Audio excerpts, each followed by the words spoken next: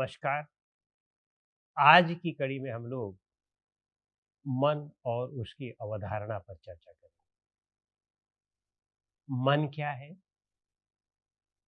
जो कुछ भी हम सोचते विचारते हैं, जो हमारी मान्यताएं हैं, जो हमारे पूर्वाग्रह हैं और जो कुछ भी उन पूर्वाग्रह और मान्यताओं के आधार पर हम करते हैं, ये सब ही हमारे मन है। तो हमने जो कुछ भी मान्यता और पूर्वाग्रह बना रखे हैं, वो सब मन के ही भाग हैं। यदि आप गौर करके देखें तो इस संसार में हम धन संपत्ति चाहते हैं, मान मर्यादा चाहते हैं। क्यों चाहते हैं? क्योंकि हमने पूर्वाग्रह बना रखे हैं, मान्यता बना रखी है कि इसी से सुख और शांति मिलती है। और यह मन की अवधारणा ही हमें यह सब प्राप्त करने के लिए प्रेरित करती है। तो ये हमारे मन की अवधारणाएं हैं।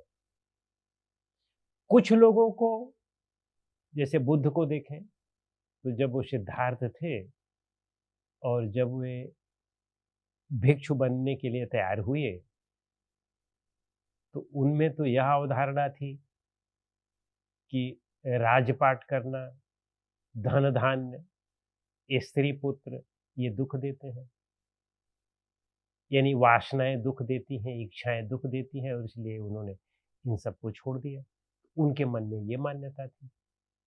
और किसी के मन में ये मान्यता है कि इसको प्राप्त करके सुख मिलता है, तो उसका मन इस तरह का होता है। तो यानी मन हमारी अपनी मान्यताओं का एक पुंज होता है।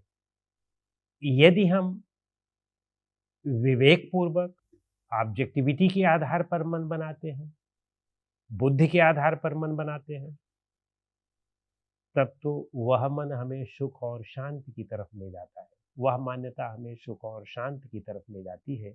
और एक समय ऐसा आता है कि जब हम बुद्ध की स्थिति में आते हैं, बुद्धत्व प्राप्त करते हैं, तो सारे मन की मान्यता ही समाप्त हो जाती है। और एक दूसरी स्थिति है ठीक इसके विपरीत।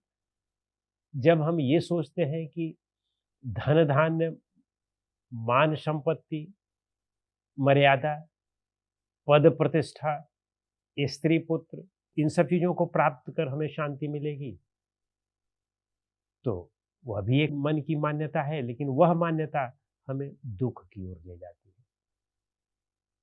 और एक तीसरी मान्यता भी हम बनाते हैं, और वह मान्यता यह है कि ईश्वर या परमात्मा कहीं बाहर कुछ है, और उसकी उपासना हम करते हैं, उसकी पूजा करते हैं, उसकी इबादत करते हैं, उससे प्रार्थना करते हैं, उससे कुछ मांगते हैं, तब हमें मिलता है। जैसे हम सारे लोग सुखी रहना चाहते हैं, सुख प्राप्त करना चाहते हैं, लेकिन फिर भी दुख मिल जाता है। तो हम सोचते हैं कि सुख दुख दोने देने वाला कहीं बाहर कुछ है, बाहर कोई बैठा है, वह हमें सुख दुख देता है। तो यह भी हमारे मन की मान्यता है। और इस मान्यता के आधार पर हम अपने अपने देवी देवता बना लेते हैं, अपने पैगंबर बना लेते हैं, अपने खुदा बना लेते हैं, अपने ईश्वर बना लेते हैं, अपने गॉड बना लेते हैं।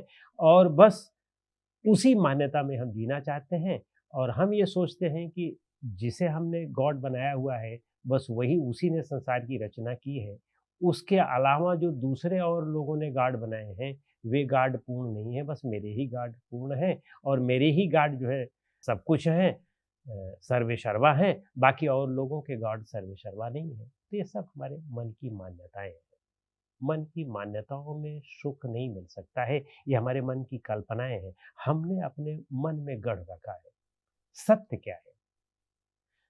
जब सारे संकल्प विकल्प शांत हो जाते हैं, तो समाधि लगती है। योगश्चित्त वृत्ति निरोधा। संपूर्ण चित्त की वृत्तियां जब समाप्त हो गई, यानी मन की कल्पनाएं समाप्त हो गई, मन ठहर गया, तब हम अपने स्वरूप में स्थित होते हैं। और वह स्वरूप ही सत्य है, यानी हम ही सत्य हैं, हमारी आत्मा ही सत्य है, हमारा स्वरूप ही सत्य है।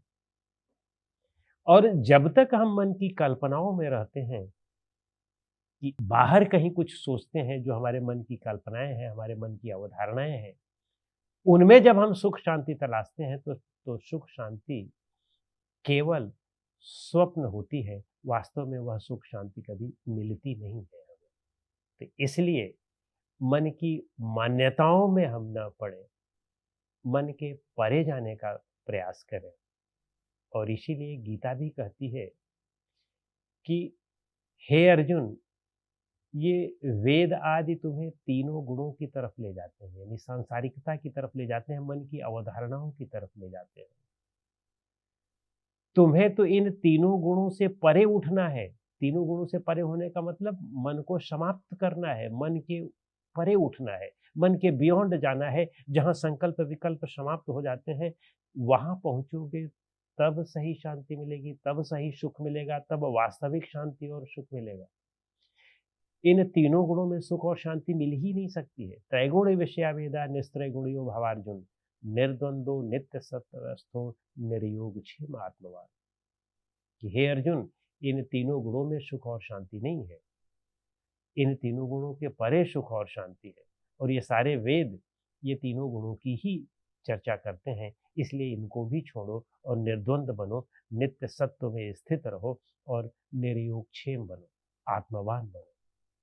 तो कहने का अभिप्राय है कि मन की मान्यता में जो व्यक्ति उलझे रहते हैं, वे कभी वास्तविक सुख शांति नहीं प्राप्त कर सकते हैं। हम सब लोग मन की मान्यता में उलझे हैं। कोई राम को ईश्वर मानता है, कोई कृष्ण को ईश्वर मानता है, कोई शिव को ईश्वर मानता है, कोई पैगंबर को ईश्वर मानता है, कोई खुदा को ईश्वर मानता है, कोई क्राइस्ट को ईश्वर मानता है, कोई जरथुस्त्र को ईश्वर मानता है।